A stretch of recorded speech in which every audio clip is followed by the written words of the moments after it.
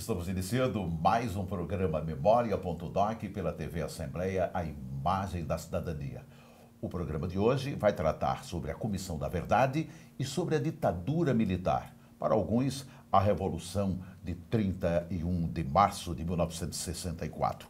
E a nossa entrevistada é a professora Lúcia de Fátima Guerra Ferreira. Eu vou falar um pouquinho sobre a professora. Ela é mestre em História pela Universidade Federal de Pernambuco e doutora em História Social pela Universidade de São Paulo, professora do Departamento de História e do Programa de Pós-Graduação em Direitos Humanos, Cidadania e Políticas Públicas do CCHLA, da UFPB. Professora, uma satisfação tê-la aqui no nosso programa e a satisfação também, eu aproveito para mandar um abraço para o nosso querido professor Carmélio Reinaldo, seu esposo. Muito obrigada. Também para mim é uma grande alegria estar aqui participando desse programa fundamental para a nossa população paraibana. Professora, vamos falar sobre a ditadura militar. Essa turma mais jovem não tem muita informação sobre o que foi a ditadura militar e, para alguns, a Revolução de 1964, até dizem a Revolução Democrática de 1964. Eu queria que a senhora falasse um pouquinho sobre como foi e por que aconteceu essa ditadura. A situação do Brasil na década de 60 era de muita efervescência, muita mobilização popular, muitas reivindicações, organizações da sociedade civil, sindicatos, todos com muita liberdade para reivindicar e buscar seus direitos. Da mesma forma que a população urbana fazia essas reivindicações, a população rural também queria ter seus direitos garantidos, que esses direitos não tinham chegado até o campo. Então, por isso a organização das ligas camponesas. Então, nós vamos ter, na década de 60, no início, uma mobilização da população reivindicando e o governo abrindo, deixando que esses movimentos acontecessem, buscando também tomar uma posição para regulamentar mais, por exemplo, a remessa dos lucros, quer dizer, começou a demonstrar que queria fazer uma reforma agrária. Então, esse contexto de uma posição governamental com reformas sociais e toda essa mobilização da população fez com que vários grupos mais conservadores da sociedade brasileira começassem a temer que realmente ocorresse uma influência muito forte de outros países, como a China, como Cuba, e pudesse levar o país a se transformar em um país socialista, em um país comunista. Então, foi esse temor, né, de grande parte da população brasileira que se juntou com a intenção dos militares. Então, na verdade, foi essa mobilização da sociedade, né, de expor, de reivindicar e, ao mesmo tempo, o governo dando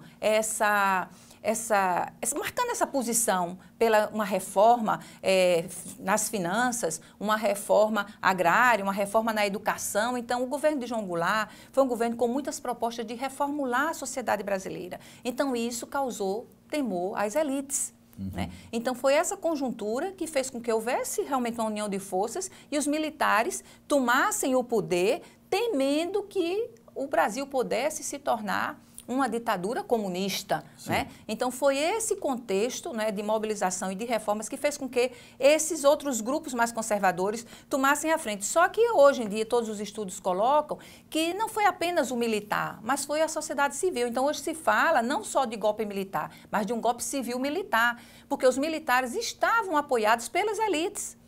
Todos os empresários, na sua grande maioria, também não podemos generalizar, estavam, né, a favor de um golpe, de interromper essa ampliação dos direitos e essa mobilização que estava sendo feita durante o governo de João Goulart. Então, essa ditadura militar, ela teve, digamos assim, ela aconteceu por problemas de ordem social, mas também políticas também. Sim, sem dúvida. Interesses políticos. Interesses políticos em que modelo o Brasil iria adotar. Entendeu? Se um modelo mais conservador, mais elitista, ou se um modelo mais popular. Então, tudo indicava que o caminho que estava sendo feito era desse modelo mais popular. Não que o João Goulart, o nosso presidente, fosse comunista nem fosse socialista. Né? Ele, inclusive, era um grande proprietário de terras lá no Rio Grande do Sul. Então, a intenção dele não era mudar o regime, mas era de ampliar os direitos, vamos dizer assim, não é?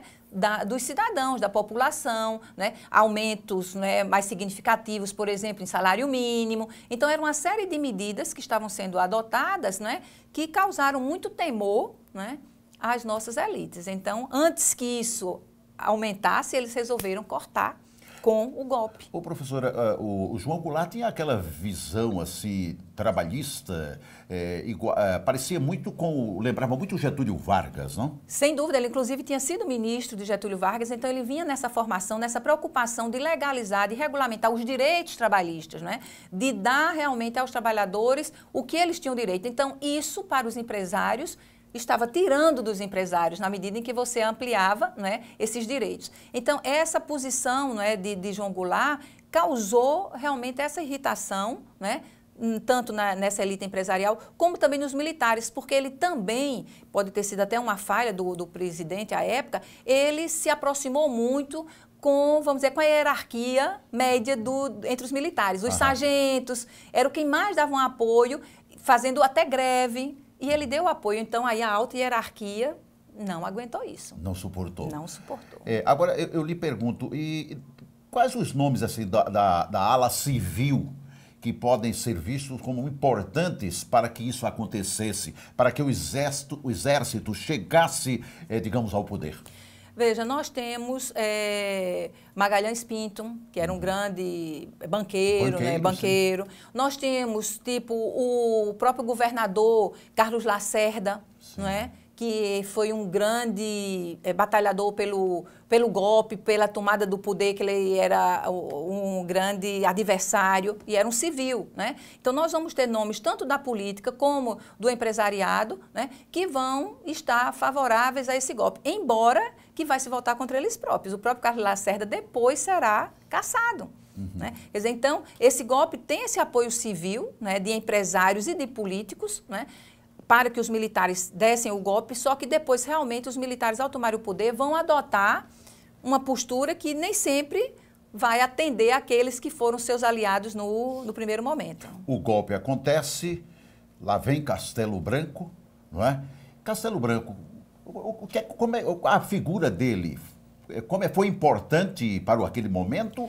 Sim, muitos dizem, não é, que ele conseguiu fazer um governo que era provisório, quer dizer, pelo menos essa era a intenção dele, não é? De ficar ali só por pouco momento e logo devolver, né, para que os civis retomassem o poder. Então ele faria um governo, vamos dizer assim, de transição para aquele momento que eles achavam que era o mais forte, né? Então precisava de brecar e os militares chegarem. Então por isso se diz que ele seria, né, mais, vamos dizer assim, conciliador, mas na verdade a prática não demonstra isso, né? Claro, se coloca isso com relação aos que vieram depois dele, né? Que foram muito mais duros, mas ele também já começou com o rigor. A primeira coisa que ele vai fazer é uma operação limpeza.